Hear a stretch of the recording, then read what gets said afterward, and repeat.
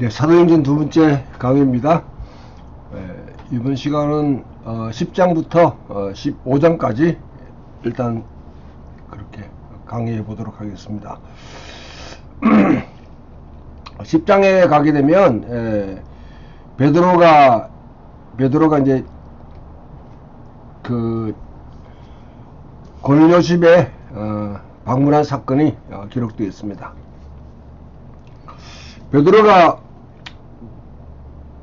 고넬료 집에 간 게 뭐 그리 크게 문제가 되는가, 중요한가 여길 수 있는데요. 이게 초대교회 예루살렘에 있는 그 공동체에게는 엄청난 파장을 가지고 옵니다. 자, 일단 베드로의 고넬료 집 방문 자체가 이 자체 사건의 어떤 의의를 보게 되면 베드로는 환상을 봤습니다. 세 번이나. 하늘에서 내려온 보따리에 여러 가지 이제 부정한 그런 동물들, 그런 음식물이 담겨 있는 보따리를 보게 됩니다. 자, 똑같은 시간에 고넬료도 기도하고 있습니다. 옥상에서. 경건한 이방인이었죠.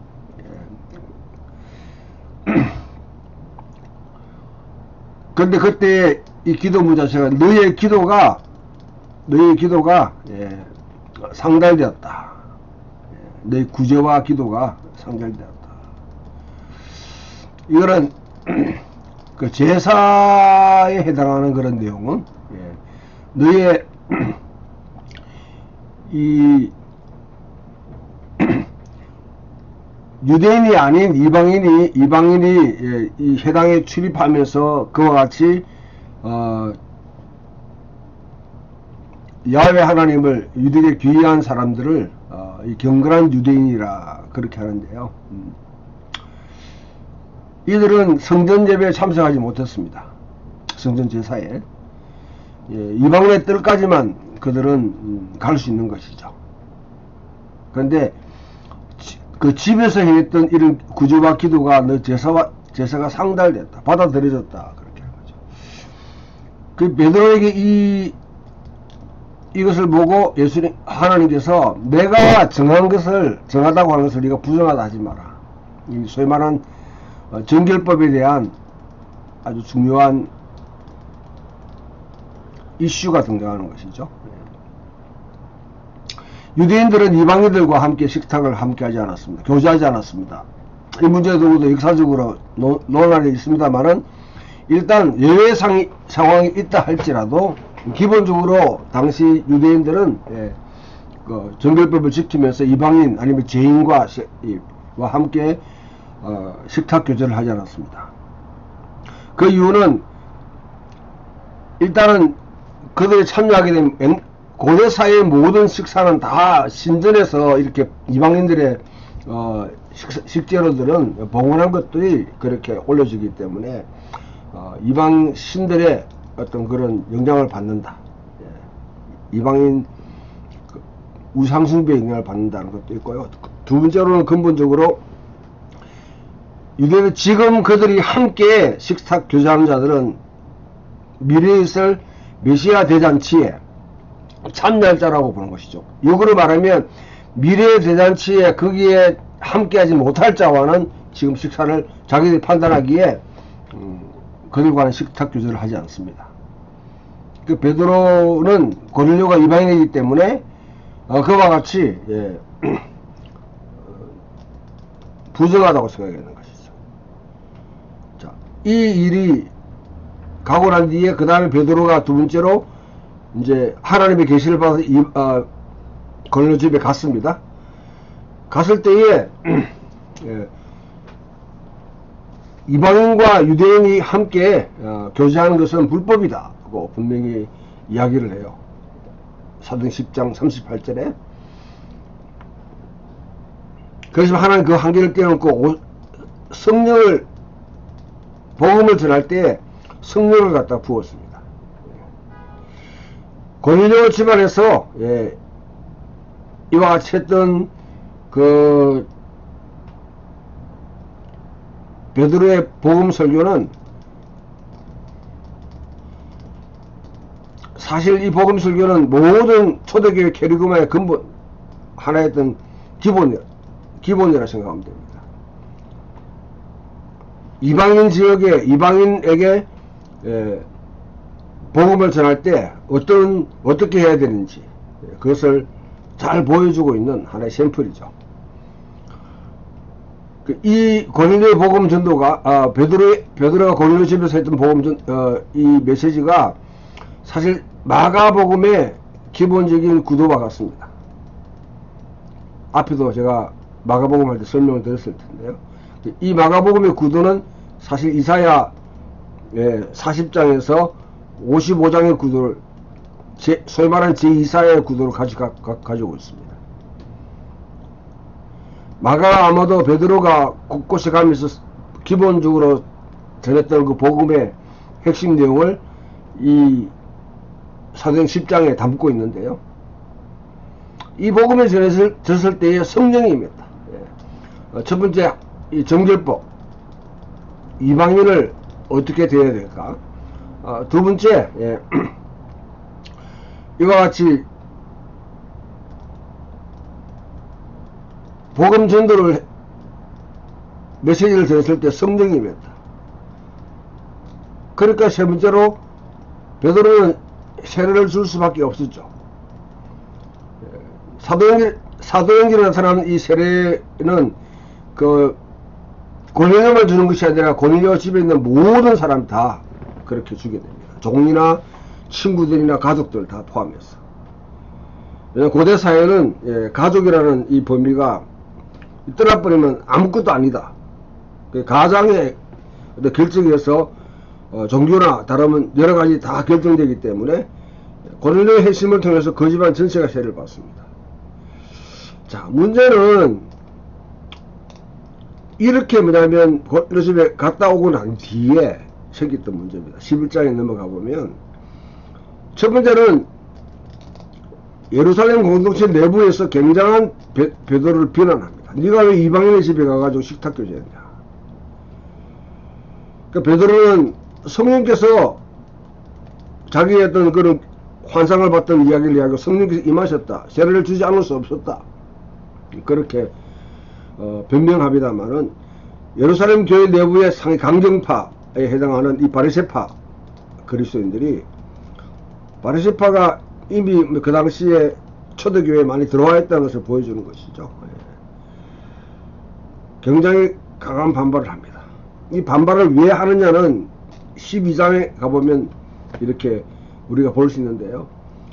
이 베드로의 이 예루살렘 이 고넬료 집에 방문한 걸 통해 가지고 초대교회가 엄청난 박해를 받습니다. 여러분 8장 1절에 보게 되면 스데반의 그런 이제 박해 당시에는 사도들은 제외됐습니다. 사도들은 그 당시에 많은 사람들에게 존중을 받았습니다. 보호의 대상이 되는 것이죠. 그런데 12장에 오게 되면 사도들이 그 대상이 됩니다. 헤롯 아그리빠가 아주 그냥 작심해가지고 베드로를 투옥시키고 그 야고보의 세베대의 아들 야고보를 참수합니다. 베드로의 이 야고보 그 고넬료 집에 방문한 자체가 얼만큼 정치적인 파장을 일으키는지를 그도 여실히 볼 수 있는 것이죠. 자, 이런 상황을 보게 되면 단지 여러분 이 복음을 전하는 것 자체가 그냥 종교적인 행위 아니면 그냥 여러분 종교 정치와는 아무 관계없이 순수하게 영혼을 구한다 그렇게 볼 수 없다는 것을 그대로 보여주는 것이죠. 정치적인 파장을 내 가지고 헤롯 아그리빠가 이제 완전히 기세를 갖다가 잡는 거죠. 헤롯 아그리빠는 헤롯 대왕으로부터 시작됐던 헤롯 이데올로기의 절정입니다. 다 지금 상세하게 할 수 없습니다만은 마치 그의 목소리가 신의 목소리다 할 정도로 사람들에게 추앙을 받았습니다. 어쩌면 1세기 당시에 유대인들이 로마의 핍박을 받고 로마의 지배 아래 있을 때에 로마와 결부되어 있는 그런 여러분 이데올로기 절정으로 헤롯 아그리빠를 마치 메시아적인 인물로 그렇게 보았을 수도 있습니다. 자, 요세푸스는 이 모든 문제를 기록하고 요세푸스의 입장에 보면 하나님께서 유대를 로마의 손에 넘기셨다. 로마의 통치 자체가 바로 하나님의 나라다. 유대의 그 종족적인 인종적인 그것을 강하게 주장하고 있던 그 핵심이 되는 성전을 멸망시킨 이 베스파테누스가 바로 메시아다 그렇게 봤습니다. 이 로마와 아주 절친한 사이에 있는 사람이 바로 헤롯 아그리빠입니다. 헤롯 아그리빠는 티비로스 황제 하에서는 상당히 좀 어려움을 겪었지만은 그러나 이 티베로스 죽고 나는데 이제 칼리큘라가 등장하면서 상당히 뭐냐면 이 중요한 역할을 했습니다. 보고를 시켜주는 것이죠. 헤롯 아그리빠는 헤롯 대왕에서 죽임당했던 그 아들의 아들입니다. 근데 칼리큘라가 이제 예루살렘에다가 자기 신상을 세우려고 하던 그 위기, 굉장히 큰 위기였는데 그 위기 때 알렉산드의 필로와 헤롯 아그리빠가 가서 중재합니다.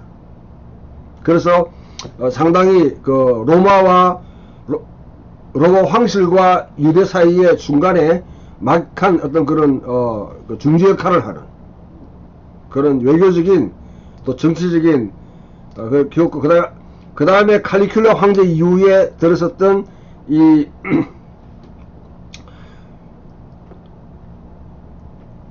그 황제의 치하에서는 아그리빠가 헤롯 대왕이 통치했던 모든 그런 영역을 다 물려받습니다. 그래서 유대인들은 헤롯 아그리빠가 마치 메시아처럼 유대의 어떤 그런 이상을 갖다 실현할 사람처럼 정치적으로도 탁월한 수완이 있고요.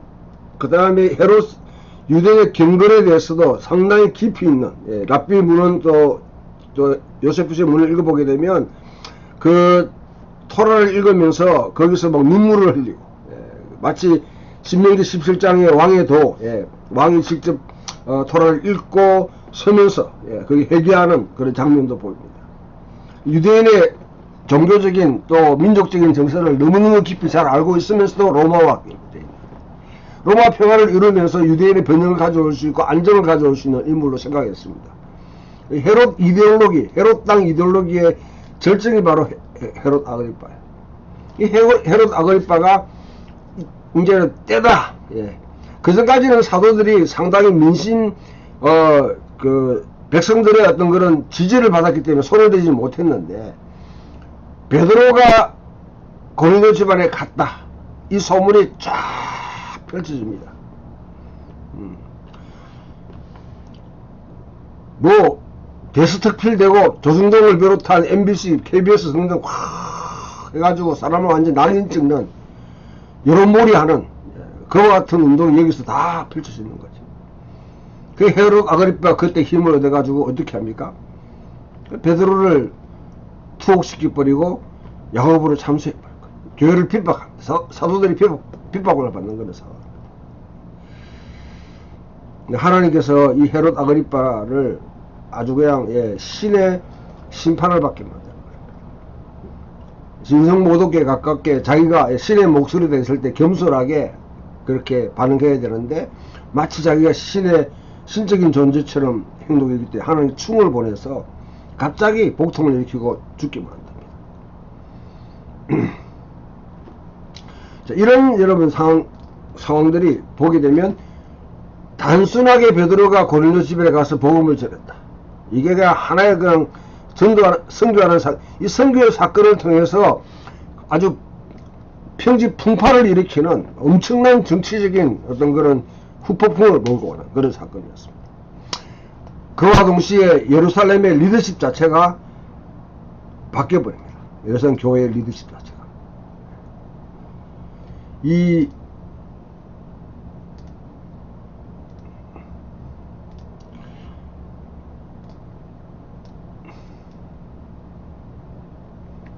명단인데요. 예.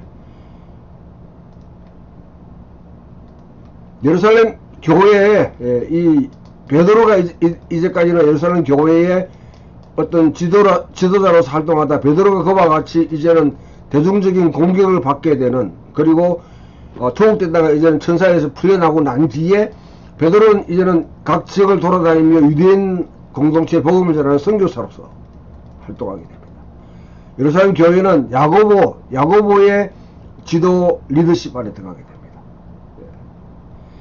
이게 소위 말하는 12 사도 체제에서 12 장로 체제로 전환하게 되는 동기가 되는 것이죠. 계기가 되는 것이죠. 그래서 지금부터 이제 12장 이후로부터는 예루살렘 리더십은 베드로를 비롯한 사도들이 아니라 예수님의 동생 야고보를 비롯한 12 장로 체제 속에서 이끌어집니다. 여기 이제 리스트들이 예루살렘 초대교회 그런 이제 리더들의 명단이 쭉 이와 같이 기록되어 있는데요. 이와 같은 상황을 맞이하게 됐다.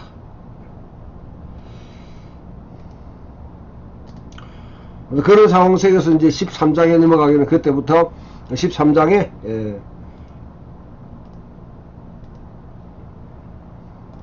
예루살렘 이 복음이 이제 예루살렘에서 곳곳에 막 전해질 때 시리아 안디옥이라고 하면 여러분 이번에 그 터키 시리아 지역에 막 그 지진이 막 일났는데 그게 안티키아라는 그런 도시가 아주 굉장히 큰 소설, 그것이 바로 안디옥입니다.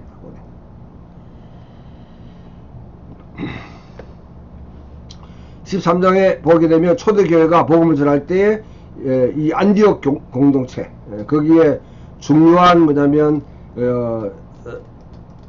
구성원들을 이야기해 놓고 여기에 이제 이 바나바라는 사람이 바나바가 결국 다소로 내려가 있는 이 바울을 갖다가 이렇게 이제 오라고 합니다. 그럼 바나바가 사울을 초청해요. 바울을. 요 어간을 여러분 설명하게 되면 바울이 9장에서 그와 같이 이제 하나님의 소명을 받고 다윗 사건 이후에 그 나바테안 왕국 그 동쪽이죠. 나바테안 왕국 저기 지금 우리 시나이 반도까지 또 아니면 저 동쪽에 있는 유프라테스 이쪽으로 복음 선교하다가 나바테안 왕국에 아주 그냥 그 체포 명단에 올라갑니다. 블랙리스트에 올라가게 돼요. 그 이후로부터 베드로가 상당히 그 바울이 자기 고향 다소로 내려갑니다. 내려가서 10년간 여기서 머물러요. 여기서 바울이 뭘 했는가 하는 걸 굉장히 이제 하나의 퀘스천 마크가 되죠. 아무튼 하나님께서 갓구어낸 이 찐빵처럼 그 따끈따끈하게 복음을 막 전하고 이리저리 막 자충우돌하게 복음을 전하던 이 사울을 자기 고향 다소로 보내서 10년간 묵게 만듭니다. 참 그거 보면 하나님의 계획이 그와 같이 막 그 열정을 가지고 있는 그 열정 그대로 사용하지 않고 10년간 숙성하게 만드는 거죠. 그 바나바가 이제 이 베드로를 이 바울을 다소에서 가서 불러서 안디옥 교회에 그와 같이 함께 교사로서 가르치게 만들고, 그 다음에 성령께서 임재하셔서 이제 이 가장 안디옥 교회의 핵심적인 멤버, 그것이 바나바와 그 다음에 이 바울인데 바울을 따로 세워서 선교사로 그렇게 보내게 됩니다. 우리 소위 말하는 1차 선교여행이 진행되는 것이죠.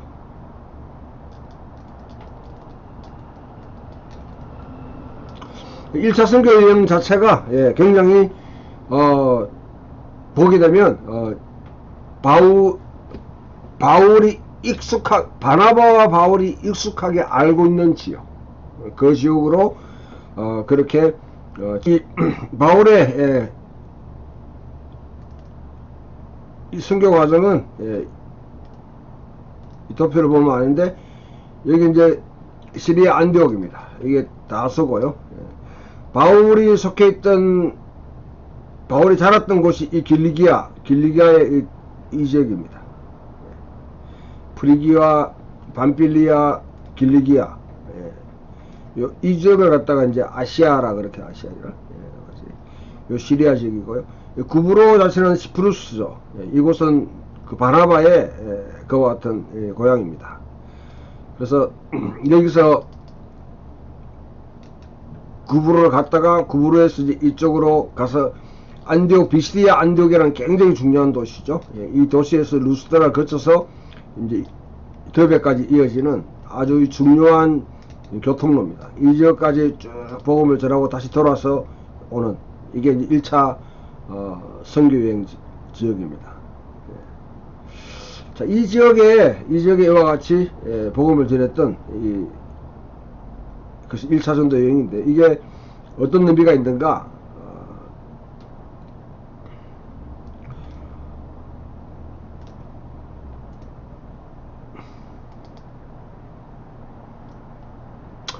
바울의 이제 도시 선교 전략이죠. 바울이 이제 복음을 증거하면서, 일단은 여기서 도시 선교, 거점 도시, 관문 도시 중심으로 선교합니다. 모든 곳을 사사시 다 이렇게 막 하는 것이 아니라 바둑에 중요한 포석을 놓듯이 중요한 도시들 이렇게 가는, 그것이 그 도시 중심으로 또 복음이 증거되면서, 뒤에 보게 되면 에베소 사역을 갖다가 하면서 에베소에서 사역했던 그 결과로 그 바울의 복음을 들었던 사람들이 골로새, 그 다음에 이제 다른 그 주변 쪽으로 복음을, 히에라폴리스라든지 라오디게아 등등으로 복음을 전하는 것처럼 거점 도시 중심으로 생각합니다. 그 다음에 두 번째, 유대인 우선, 유대인 회당에 먼저 갑니다. 그 다음에 이방인에게, 유대인들이 받아들이지 않으면 그 다음 이제 교회를 갖다 세우라.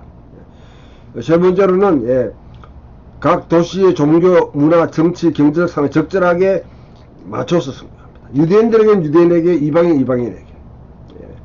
그거 보면 알겠지만은 이 비시디아 안디옥에서 바울이 행했던 이 복음 선교는 유대인들에게 행했던 복음 전도의 아주 그냥 전범, 패러다임과 같은 역할을 합니다. 이방인들에게는 17장의 아테네에서 전혀 이 복음을 모르는 자들에게 어떻게 복음을 증거하는가? 일반 계시에 근거해서 그와 같이 예수 그리스도의 죽으심과 부활을 부각시키라. 그래서 하나님을 예배하도록 초청하는 그런 복음 전도를 했다고 그러면 17장에 13장에서는 유대인, 이미 그 구약을 잘 알고 있는 사람들에게 복음을, 성경을 잘 알고 있는 자들에게 어떻게 복음을 전하는가. 두 가지가 하나의 볼 수 있는데요. 그리고 예배소 같은 교회 가게 되면 예배소가 가지고 있는 종교적인 중요성들, 빌립보는 빌립보의 그 정치적인 중요성들, 데살로니가 나름대로 그게 정치적인 또 경제적인 아주 중요한 그런 특성들을 갖다가 파악해서, 아테네에서도 마찬가지죠.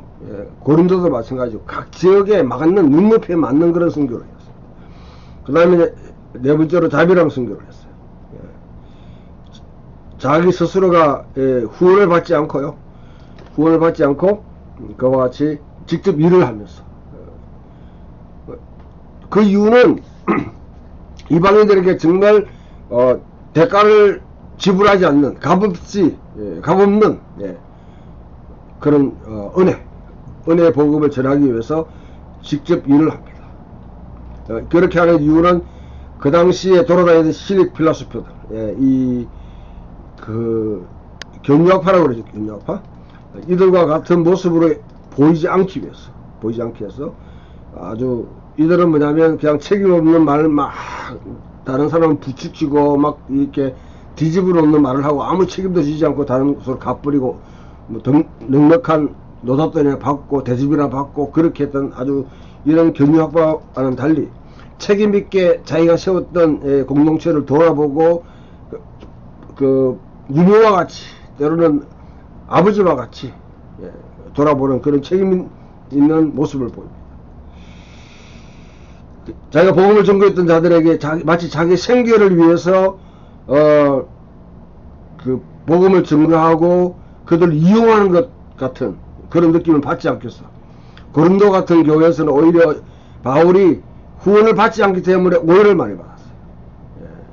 그 때문에 다섯 번째는 가면 이제 교회 개척, 처치 플랜팅, 교회를 세워놓고 어느 정도 사람들이 교회가 안정을 누리고 리더를 세워놓고 그곳에서 뭐 은퇴할 때까지 있고 그 다음에 뭐 원로 목사 이렇게 하는 것이 아니라 교회가 딱 이제 정착을 되고 나면 그 다음에 자기는 다른 교회가 또 다른 지역에서 교회를 세우라 그런 사역을 진행했습니다.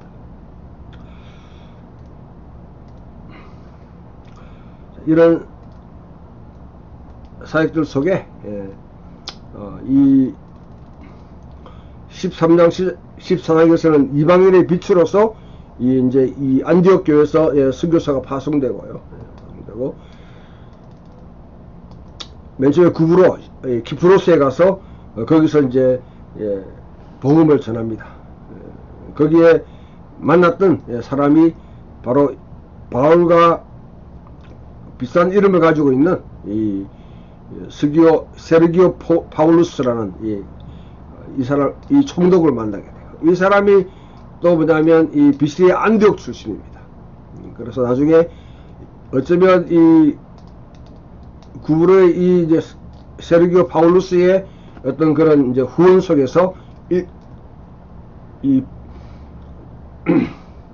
브리기아 지역의 비시리아 안디옥으로 그렇게 선교를 할 수 있지 않았는가 그렇게 볼 수 있습니다. 여기에 이제 또 중요한 하나의 에피소드가 이 마술사 엘루바가 대적해서 총독으로 믿지 못하게 했을 때 바울이 그와 같이 아주 그냥 그 비난하면서 그걸 방해를 갖다 물리치는 결국은 총독이 그렇게 된 것을 보고 믿음이와 주의 가르침에 놀라게 되니라.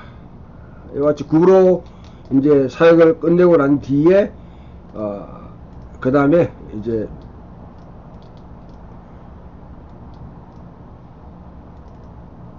비시리아 안디옥으로 넘어가게 됩니다. 비시리아 안디옥은 그 앞에 이 과정을 보게 되면 이 살라미스의 구브로 밤빌리아 여기 가서 여기서 이제 이쪽으로 넘어가는 것이죠. 그래서 이게 비시리아 안디옥이라는 곳. 아마 여기에 세르기오 그 바울루스가 이 비시리아 안디옥에 아주 중요한 사람이었기 때문에 같이 연결되는 것 같아요. 이 지역이 왜 중요하냐면 나중에 이제 이 에베소 그 다음에 가는 것도 연결될 수 있는데요. 이것이 우리가 소위 말하는 요한계시록에 7교회가 있는 곳인데 이 지역을 갈라디아 지역이라고 그러는데 갈라디아 지역 이 지역에 아주 그냥 그 로마의 자유도시입니다. 식민지입니다. 식민지. 로마의 모든 점령했던 게 다 식민지가 아니고요.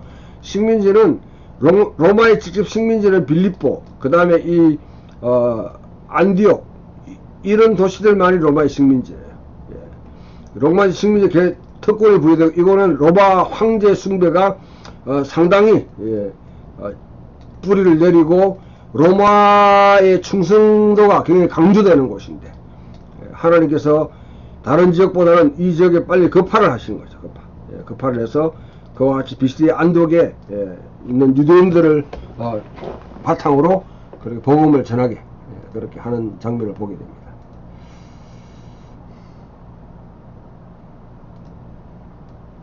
자,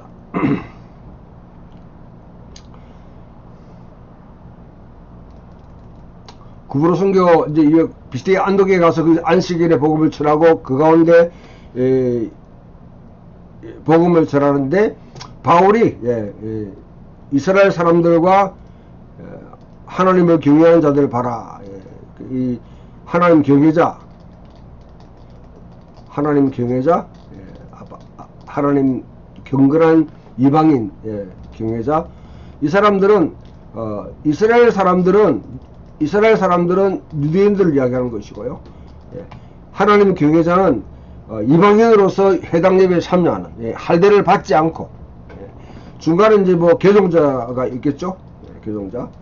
근데 개종을 하지 않고 그와 같이 유대인 회당에 참여하는 자들을 하나님 경외한 자들이다 했는데, 여기서 다시 뭐냐면 사도행전 7장의 그 스테반의 설교와 같이 이스라엘 역사를 쭉 아브라함부터 사무엘까지 그와 같이 쭉 읊어줍니다. 이 이유는 뭡니까? 아담이 자기의 손명을 감당하지 못하고 바벨탑으로 이어졌는데, 이 아담의 실패를 그와 같이 이제 회복하기 위해서 하나님이 아브라함을 선택하시고, 아브라함을 통해서 결국 긴 역사 가운데 아브라함과 그 이삭과 야곱 출애굽 사건들, 그 다음에 광야 생활 이후에 이제 가나안 땅에 정착해서 사무엘은 또 하나의 문제 시대 전환을 나타내는 중요한 인물이죠. 사사기 시대에서 정착 이후에 350년간 보내고 난 뒤에 이제 왕정 시대로 넘어가서 다윗을 세우는 중요한 역할을 감당합니다. 그래서 이 아브라함부터 사무엘까지 역사를 쭉 이제 읊어주고, 그 다음에 다윗 왕의 이 이제 예언, 다윗 왕을 갖다가 세웠던, 다윗에 대한 예언을 갖다가 쭉 이제 부각시키면서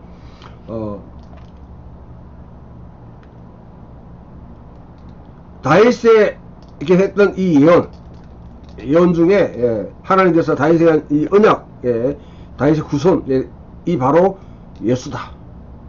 그 예수를 이제聖요한이 와서 그와 같이 증거했고, 그 다음에 그 예수가 활동을 했는데 바로 이 예수를 너희가 죽였다. 너희 조상들이 죽였다. 너희 예루살렘에 있는 지도자들이 죽였다. 그런데 죽였지만은 하나님이 그를 다시 죽은 자 가운데 두지 않고 살리셨다. 그래서 다윗의 예언을 갖다가 인용하면서 바로 이 예수가 진정한 다윗의 후손이고, 다윗이 예언했던 그 아들이고, 그 아들을 위해서 하나님이 십자가에 죽은 아들을 하나님이 살리셨다. 그래서 복음을 증거하는 아주 당대 유대인들이 잘 알고 있는, 유대 성경을 잘 알고 있는 자들에게 복음을 어떻게 전하는지를 그대로 보여주는 것이죠.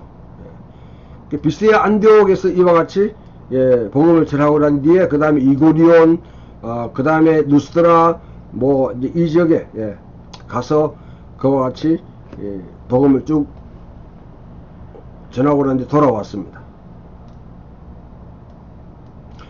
선교사가 이제 1차 선교하고 난 뒤에 그와 같이 선교 보고를 했는 것이죠. 사후관리 보고. 상당히 죽을 고비가 많이 있고 여러 가지 많은 상황들이 그와 같이 이렇게 있었습니다만은, 그 가운데서 돌아와서 보게 되면 각 교회 가서 교회를 세우고 난 뒤에 각 교회 장로들을 택해서 금식 기도하며 그들 주께 위탁을 합니다. 위탁을 하고 바로 이제 교회들을 안디옥 와서 그와 같이 이제 선교 보고를 하는 것이죠.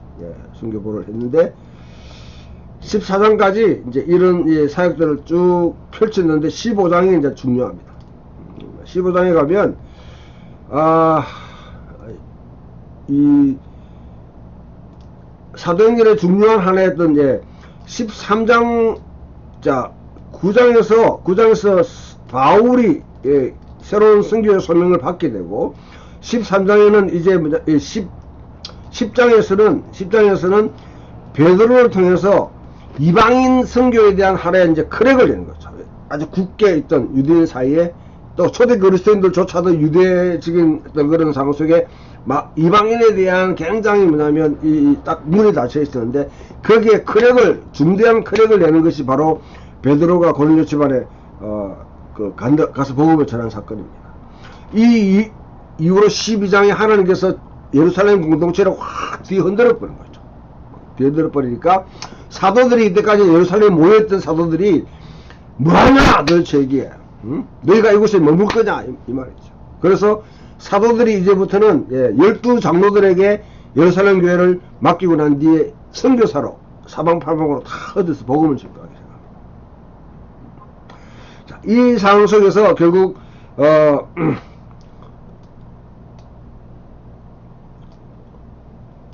바울과 바나바를 통해서 제1차 선교여행 갔다 왔는데 여기에 중요한 문제는 이제 어떻게 합니까? 이방인들에 대한 문제예요. 하나님의 공동체가 있는데 이 하나님 공동체에 누가 들어올 수 있는가? 일단 언약의 백성으로 이스라엘 백성들은 여기에 할례를 받고 율법을 지킴으로 통해서 하나님 백성이라고 할 수 있습니다. 이방인에게 포함될 수 있는가 이 문제죠. 이 문제를 두고 결국 15장에는 이제 중요한 하나의 시험대에 오르게 됩니다.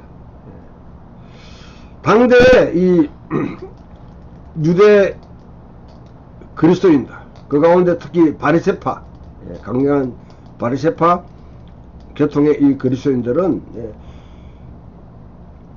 자 기본적 유대의 사상은 이겁니다. 여기 하나님의 언약 백성 속에 할례를 통해서 하나님 백성에 들어간다. 이것을 getting in 들어가기입니다. 들어가기. 그리고 하나님 백성이 할례를 받으면 반드시 요구되는 것이 토라를 지키는 거예요. 토라를 준수하면서 그와 같이 하나님 백성의 신분을 유지하게 되는데 토라를 어겼을 경우에는 제사를 갖다 지내면서 자기 죄를 이제 하면서 이 머무는 것이죠.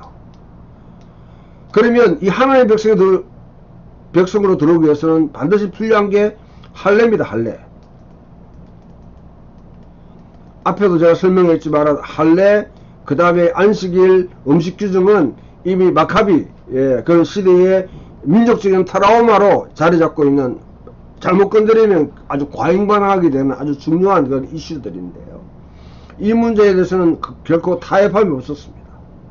앞에도 말했지만 이스라엘 백성과 그 다음에 하나님을 경외하는 자들이다 나누는 것 똑같이 해당 예배에 참석하더라도 할례를 받지 않으면 따로 분리해버리는 거죠. 이등 시민이 되는 겁니다. 개종을 해야 되는데 개종하지 않았을 때 하나님을 경외하는 자들 이래 말이지 하나님 이스라엘로 취급하지 않습니다.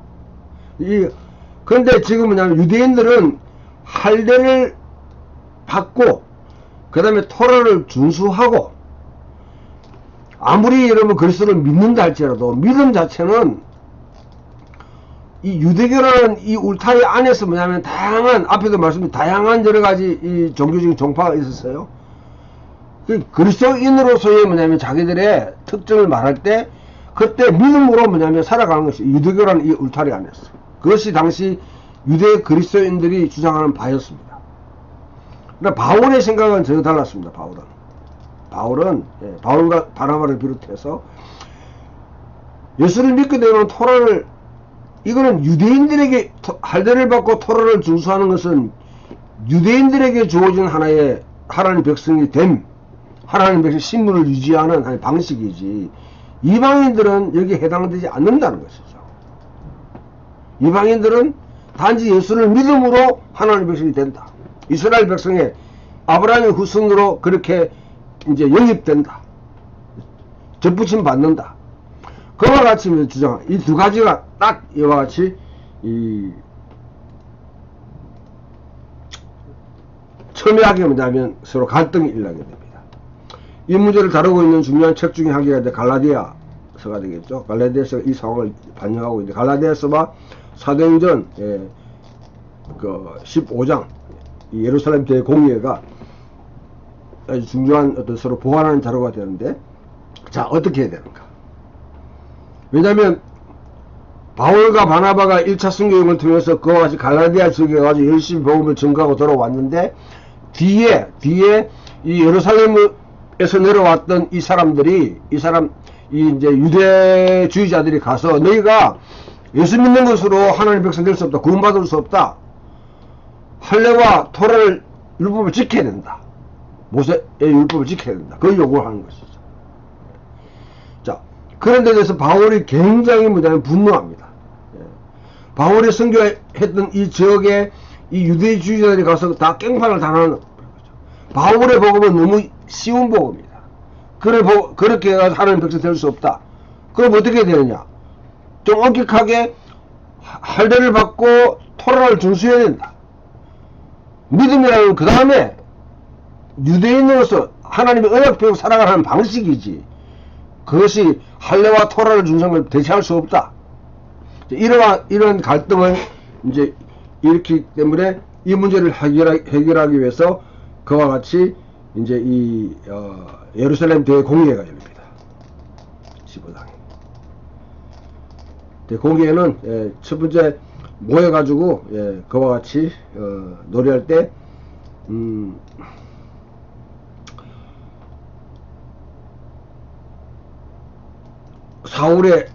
바울과 바나바의 의견을 듣고, 그 다음 유대주의자의 의견을 들었을 때, 세 번째, 이제 베드로가 여기에 참조 발언을 하게 됩니다. 베드로가 자기의 권료 집안에 갔던 경험을 쭉 이야기하면서, 하나님께서 이방인에게도 성령을 보내셨다. 그들이 할례를 받기 전에 성령을 주셨다. 성령을 주셨는데 어떻게 우리가 우리 유대인들도 지금 토라를 지킨다고 끙끙거리고 힘들었는데 이방인에게 그것을 맡길 수 있냐? 그렇게 해서 베드로가 참조 발언하고 난 뒤에 그 다음에 네 번째로 야고보가 중재자로서 이와 같이 이제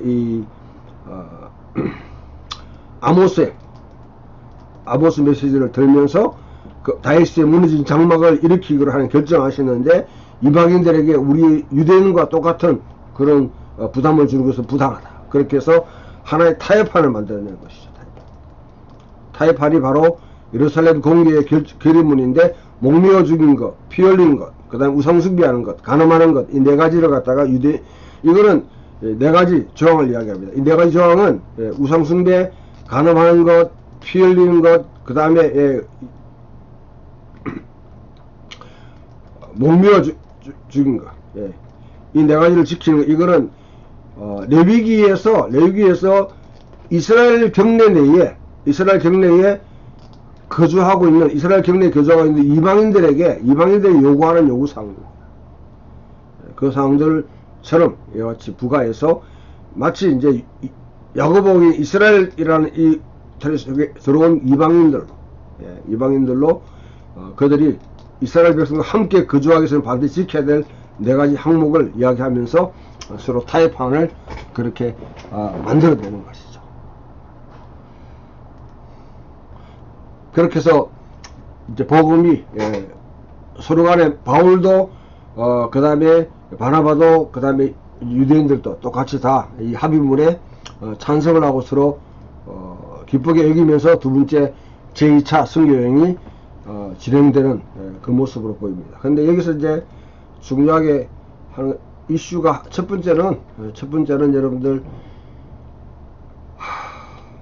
사도행전에서는 이 예루살렘 공의의 합의문이 그와 같이 곳곳에 보내서 서로 기뻐하고 서로 이제 이 문제 갈등이 없어진 것처럼 그렇게 보입니다만은, 그러나 바울이 실제 바울 서신에서는 바울이 이 예루살렘 공의 합의문을 전혀 언급하지 않아요. 이 합의문을 갖다 내놓으면 이미 예루살렘 공의에서 그와 같이 우리 선교사들과 예루살렘에 있는 그런 지도자들과 합의가 이루어졌다 하고 하게 되면 다 문제가 해결될 수 있는데 그 문제를 바울이 전혀 언급하지 않아요.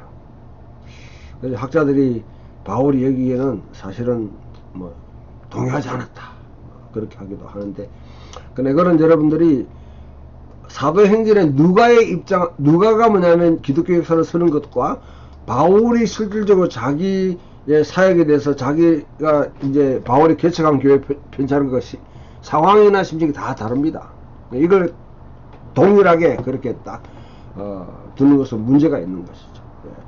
두 번째로 바울은 다시 사도행전을 보게 되면 22장에 20장에 21장에 이제 예루살렘 올라갔을 때 내가 이것을 다 지켰다 그렇게 이야기하는 거죠. 자, 두 번째로는 왜 여러분 이 유대인들이 갈라디아 교회 가가지고 그와 같이 그 토라를 그 할례를 받고 토라를 지키도록 했겠는가 이 문제입니다. 이게 대해서는 최근의 연구를 우리가 반영하게 되면요, 이 지역에 상당히 뭐냐면 이 황제 숭배에 대한 요구들이 굉장히 강하게 부각되고 있는 그런 지역이었습니다. 그래서 이 BC의 안디옥을 비롯한 이 지역에 이게 로마의 식민지였고요. 이 지역에 있는 교회들에게, 자, 일단 유대인들은 뭐냐면, 황제 숭배에 대해서 하지 않아도 면제될 수 있는, 왜냐하면 다른 이제 공무를 보낸다든지, 그렇게 해서 면제의 대상이 됐습니다. 군대에도 징집이 안 됐습니다. 유대인의 이 신분을 유지하는 것은 그 사회에서 황제 숭배를 하지 않고 또 우상 숭배에 참여하지 않고 또 로마에 충성하는 그런 군대 징집에 대한 이 면제 등등 여러 가지 이제 이 특권을 부여받았는데 이방인들이 예수를 믿으면서 유대인에게 주었던 여러분 이 특권을 갖다 주장하게 되면 상당히 이제 기독교 자체가 첫 번째 유대인들 자체가 유대 공동체에서 그 사회에서 굉장히 이제 문제시되는 그런 집단으로 여김받아요. 이방인들이 막 들어오게 되니까. 왜냐면 맨 처음에는 유대인만 특권을 보장하고 딱 관리만 하면 되는데 여기에 자기 이제 그 관리들 총독들이 뭐냐면 자기들이 세금을 내고 징집하고 그와 같이 황제 숭배하던 그 이방인들이 점차 기독교로 들어가면서 그런 충성도가 뭐냐면 준일이 생기는 것이죠. 그러면서 유대교 공동체 자체가 의심의 대상이 됩니다. 그렇기 때문에 이 유대주의자들이 이방인들이 뭐냐면 자, 예수 믿는 게 좋다. 그런데 유대 공동체가 로마 제국의 치하에서 상당히 의심을 받는 그런 공동체가 될 수도 있어요. 소위 말하는 도피처가 되는 것이죠. 이걸 말끔하게 뭐냐면 이제 해결할 수 있는 것은 가장 쉬운 방법은 이방인들이 할례를 받으면 돼요. 그 할례가 뭐 요즘처럼 여러분 이 위생적인 그게 잘 되는 상황에서는 괜찮지만은 고대 사회의 할례는 엄청나게 위험하고 또한 뭐냐면 상당히 이제 사회적 어떤 그런 낙인을 찍는 그런 어떤 그런 표식이기 때문에 굉장히 무거운 그런 요구가 됩니다. 그래서 아무튼 그와 같이 할례를 갖다 받고 토라를 지키게 되면 유대 공동체 자체가 사실 보호를 받는데 로마의 보호 아래서 그와 같이 어떤 그 특별한 그런 그 취급을 받는 그에 대해 아무런 문제가 없을 수 있는데 이 이방인들이 할례를 받지 않고 여기에 참여하게 되면 그때부터는 마치 유대 공동체 자체가 로마에 대한 충성을 갖다 균열내는 하나의 도피처가 될 수 있다. 하나 의심을 받을 수 있는 것이죠. 그렇기 때문에 이런 정치적인 문제 때문에 또한 이 유대주의자들이 이방인들에게 할례를 받도록 요구했을 것이다. 세 번째로 우리가 보게 되면 이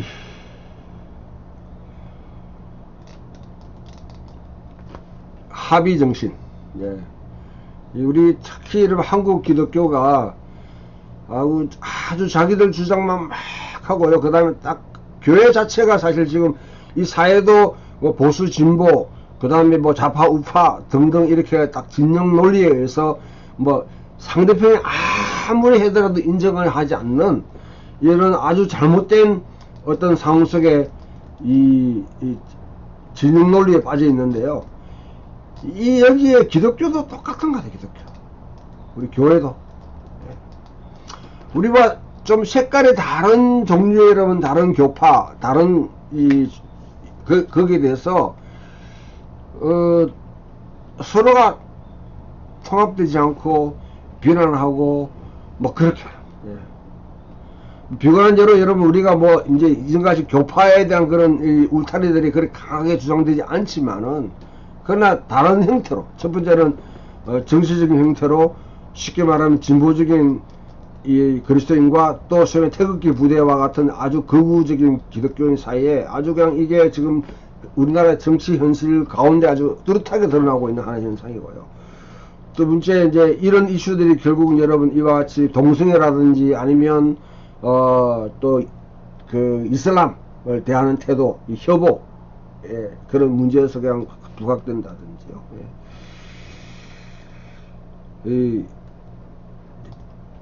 그 외에 여러분 다른 선교적인 상황 속에 또 일어날 수 있지만, 또한 여러분 뭐 톰 나이트에 대해서 보수적인 기독교 내에서 톰 나이트를 마치 뭐 어떤 그 개혁교회를 갖다 붕괴시키는 인물로, 그와 같이 아주 낙인을 찍어버리는 그런 상황입니다. 이 낙인 찍기에 아주 우리 기독교인들이 아주 그냥 능수능란하게 이게 훈련이 잘 되는 것 같아요. 톰 나이트는 복음주의자로 세계적인 복음주의 다 인정받아요. 한국에서만 이상한 사람으로 그거 취급받아요. 이런 것들은 여러분, 이거는 우군하고 아군은 구분별하지 못하고 그와 같이 지금 전선이 어디에 형성되는지 모르고 내부 총질하고 있는 것이죠. 같은 동지를 갖다가 그와 같이 뭐냐면 아주 그냥 세 번째, 여러분들이 우리가 좀 알아야 될 거는 이 퓨리티로, 이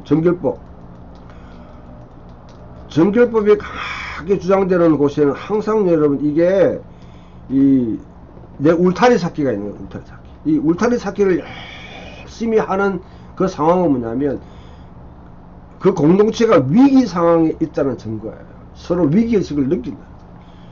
교회가 막 성장하고 할 때는 이것저것 다 받아들이고 인가하려고 하는데, 지금은 교회가 이렇게 이제 소위 말하면 한국 교회가 지금 쇠퇴기에 있을 때는 자기 울타리 찾기 굉장히 뭐냐면 능합니다. 거기에 집중하고 있습니다.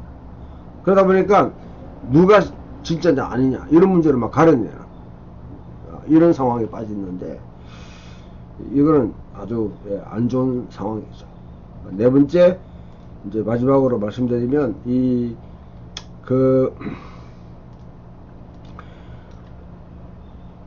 야고보의 이 설교 가운데 여러분 야고보의 다윗의 무너진 장막, 장막에 대한 그런 이해가 있는데요. 그 다윗의 무너진 장막을 자꾸 여러분 우리 소위 말하면 지금 자녀가 경배 스캇 브레너 뭐 했던 여러분 그 쉐키나 해가지고 마치 다른 종류의 예배, 그렇게 다윗이 막 법궤를 갖다가 언약궤를 갖다가 이와 같이 예루살렘 가져오는 가정 속에 오벳 에돔의 집에서 가져온 가정 속에 막 춤을 추고 막 했던 것, 거기서 마치 다윗의 무너진 장막을 세우는 어떤 예배의 어떤 회복으로, 그렇게 이거는 물론 3차 4차적으로 정될 수 있는지 모르지만 근본적으로 다윗의 무너진 장막이라는 것은 여러분 무너진 이스라엘을 말합니다. 유배 상황에 갔던 아모스 시대에 아모스는 여러분 그 북쪽 이스라엘에 예언했던 그와 같은 선지자입니다. 그 시대 여로보암 2세 시대까지 이어지는 북쪽 이스라엘과 남쪽 유대가 많아지고, 또 북쪽 이스라엘 남쪽 유대가 다 같이 뭐냐면 유배 강을 다 흩어졌고, 다윗의 후손이라는 여러분 근본적으로 다윗이 세웠던 이 이상들 언약 자체가 지금 완전 망가지고 파괴되고 부서지는 그런 상태에 있습니다. 그것을 회복하는 분이 바로 예수 그리스도다. 예수 그리스도를 통해서 이와 같이 남과 북으로 나눠진 이스라엘 뿐만 아니라 유배 상태에서 놓여있던 이스라엘 자체가 이제 회복되는, 그래서 홀에서 돌아왔던 유다 지파와 베냐민 지파, 그 다음에 레위인 뿐 아니라 흩어진 12지파가 돌아오게 되고, 그래서 이스라엘 되면 이방인들이 돌아와서 이방인들이 이제 뭡니까? 온전히 하나님께 예배하는. 이스라엘 되면 이거는 유대인들뿐 아니라 흩어진 열지파 또 돌아오게 되고, 그 다음에 이방인들이 돌아오게 되고, 그렇게 해서 뭐냐면 하나님이 창조하신 창조의 목적과 그 다음에 이스라엘의 구원 목적이 완성되는, 그것을 바탕으로 아모스도 이야기하고 야고보도 이야기하는데, 이걸 갖다 마치 이러면 예배 회복으로 뭐 춤추고 뭐 그렇게 하는 것이 마치 이러면 이 다윗의 무너진 장막을 갖다 회복하는 것처럼 그렇게 하는 것은, 그거는 너무 이제 일방적으로, 이거 자체가 잘못됐다는 건 아니에요. 근데 성경 해석과 적용이 잘못된 것이죠. 궁극적으로 이스라엘의 회복입니다. 다윗이 남북을 통일하고 그와 같이 통일왕국을 이루고 하나님 언약궤에서 이상적인 정치를 펼치는데, 그것이 후대에서 망가진 것이, 특히 유배를 통해서 완전히 손상됐고, 1세기 당시에 유대인들은 헤롯의 지배를 받으면서 지금 뭐 상당히 공경해. 하나님, 유대인의 정체성뿐 아니라 그게 막 뒤흔들리는 그런 상황에 예수 그리스도의 십자가에 죽으심과 부활하심을, 바로 그 이스라엘을 회복하고 다윗의 문의 장막이 회복됐고, 이 복음이 이제는 이스라엘 되는 진정한 12지파 사도를 중심으로 이스라엘이 형성됐기 때문에 이제 이방인이 주께로 돌아가야 될 때다. 그런 측면에서 야고보가 설명하고 있고, 또 아모스도 그와 같은 측면에서 예언을 했는데, 이런 기본적인 선교적인 이런 함의를 갖다가 여러분 빼놓고 마치 춤추고 뭐 새로운 노래하고 열광적 예배 드리는 자체가 다윗의 장막의 회복인 것처럼 그렇게 이해하는 것은, 그것은 상당히 문제가 있는 것이죠. 여기 이제 뭐 한 가지 세계를 변혁시킨 모임에서 예루살렘 공예를 이와 같이 설명하고 있는 책입니다. 자, 오늘 15장까지 하고 다음 이제 수 강의에서는 16장부터 28장까지 이어지는 그 여정을 그렇게 강의하도록 하겠습니다. 감사합니다.